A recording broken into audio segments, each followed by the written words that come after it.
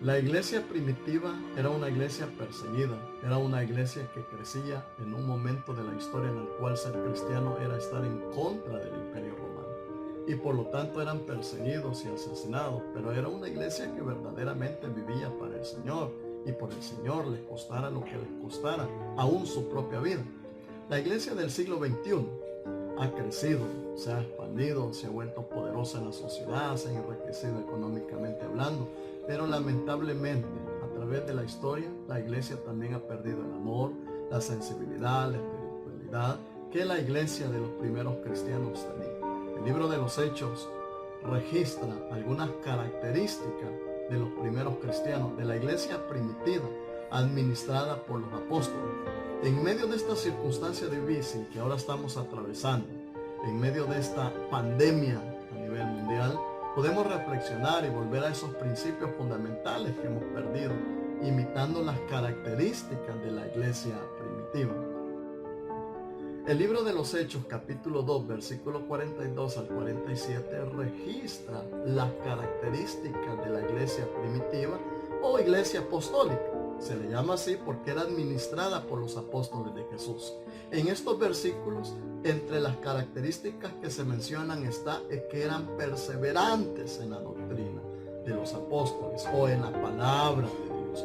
Los primeros cristianos escudriñaban, leían la palabra. La doctrina de los apóstoles son las enseñanzas de nuestro Señor Jesucristo. Y nuestro Señor Jesucristo es la palabra completa, es la Biblia. Número 2.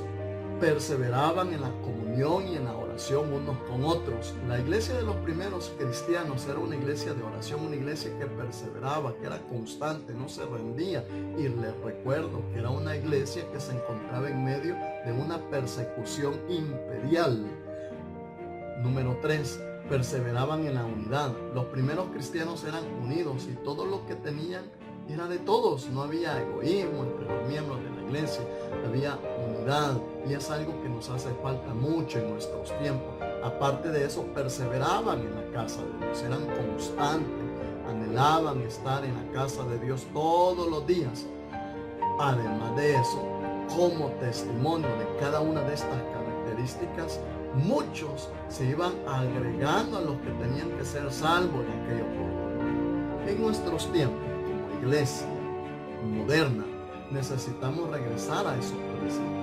Necesitamos ser perseverantes en la doctrina, perseverar en la comunión o en la oración, perseverar en la unidad, perseverar en la casa de Dios, y como testimonio la gente se va a convertir de sus malos caminos a los caminos de Dios.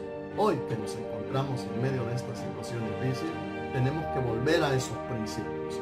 Lea la palabra, ore mucho a Dios, seamos unidos y convirtamos nuestra casa en casa de Dios, para que las demás personas que no conocen de Jesús, que han perdido las esperanzas, nosotros podamos ser de esperanza, de luz a esas personas que tanto lo necesitan. Dios les bendiga a todos.